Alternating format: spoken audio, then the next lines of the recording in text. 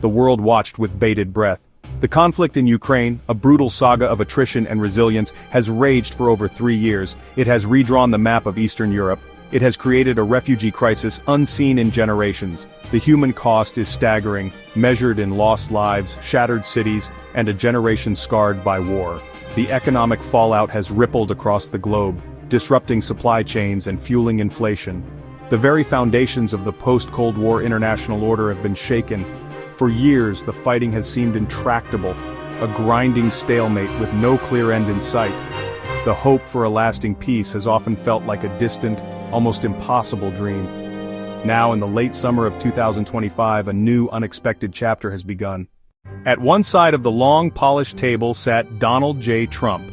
Now back in the Oval Office, his return to the presidency was one of the most remarkable political comebacks in American history.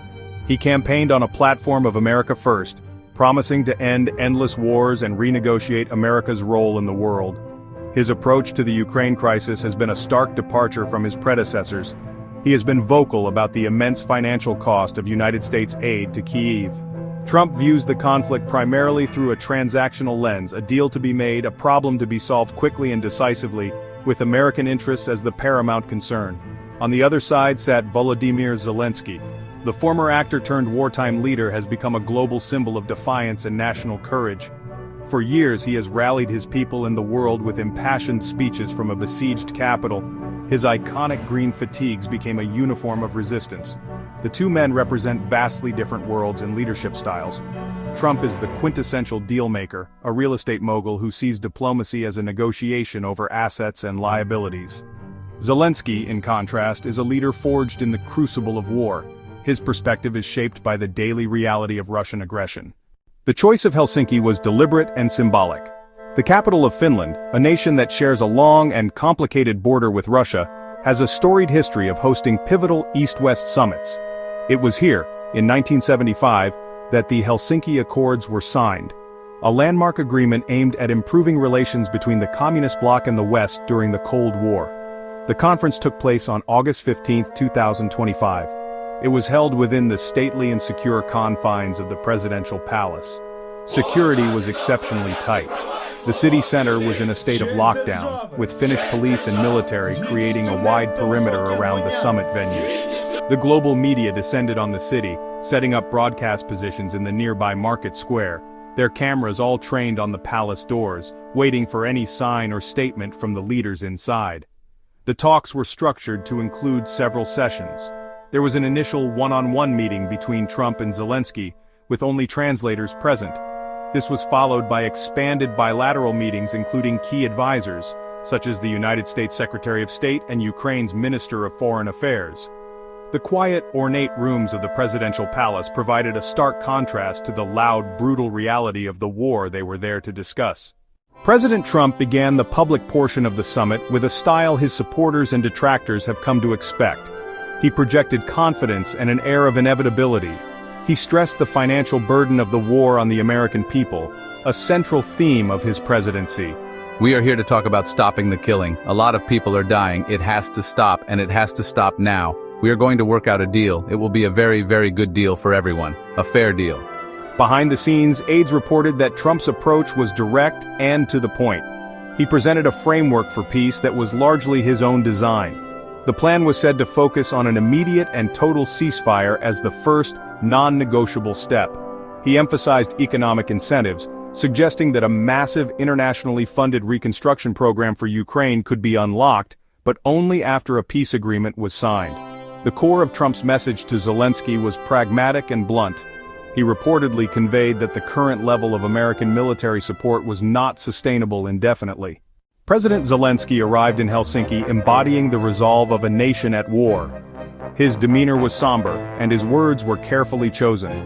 While he acknowledged the importance of the talks and thanked President Trump for initiating them, his opening statement was a firm reminder of what was at stake. We are here to find a path to a just peace. But let me be clear. A just peace means the restoration of our territorial integrity. It means the return of our people. And it means security for our future. We will not trade our land, our people, or our freedom for any promise of peace. During the closed-door sessions, Zelensky reportedly presented a detailed account of the war's human cost. He argued that any ceasefire must be linked to a clear timeline for the withdrawal of all foreign troops from Ukrainian soil, including Crimea and the Donbas. He insisted that any peace agreement must include robust, legally binding security guarantees for Ukraine, going beyond the vague assurances of the past. His position was rooted in the bitter experience of his country. He reminded his American counterpart that previous agreements and ceasefires had been violated. The Helsinki summit agenda was built around three monumental pillars. The first and most immediate was the issue of a comprehensive ceasefire.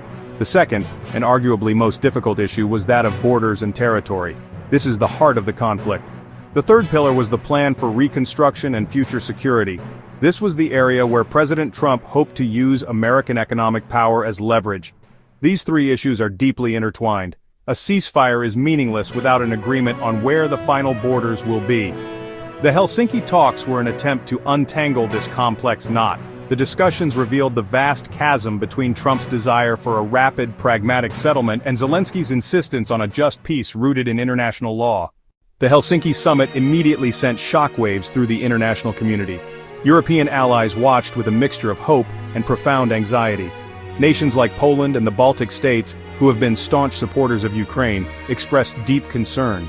Their leaders issued cautious statements, publicly welcoming the dialogue, but privately stressing to Washington that a lasting peace could not be built on concessions that legitimize aggression.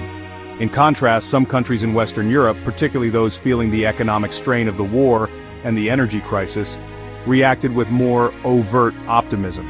This divergence highlighted the growing fissures within the Western alliance over the long-term strategy for the war. Meanwhile, countries in the global south, many of which have suffered from the food and energy price shocks caused by the war, broadly welcomed the peace effort. In Ukraine, the mood was one of deep apprehension. Many Ukrainians took to social media to express fear that they would be pressured into an unjust deal.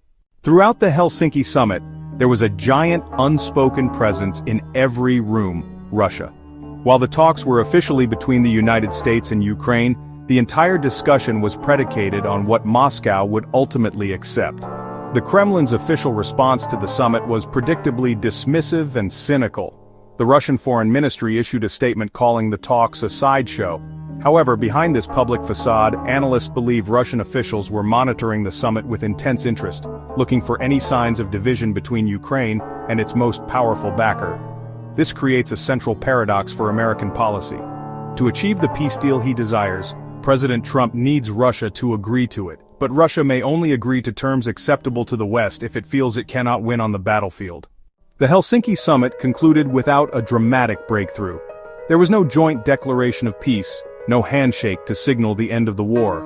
Instead, the world was left with two leaders who returned to their capitals with a clearer and perhaps starker understanding of each other's positions. The immediate path forward is uncertain. Follow-up meetings are expected at the level of national security advisors. The focus will be on trying to bridge the gap on the core issues. President Trump will need to decide how much political capital he is willing to expend to push a peace plan that may be unpopular with key allies. For Ukraine, the future remains fraught with peril. President Zelensky must navigate immense internal and external pressures. Ultimately, the Helsinki summit may be remembered not for what it achieved, but for the moment it represented. It marked a definitive shift in the international approach to the war in Ukraine. The hope for peace is real, but it is fragile. The path forward is narrow and lined with obstacles.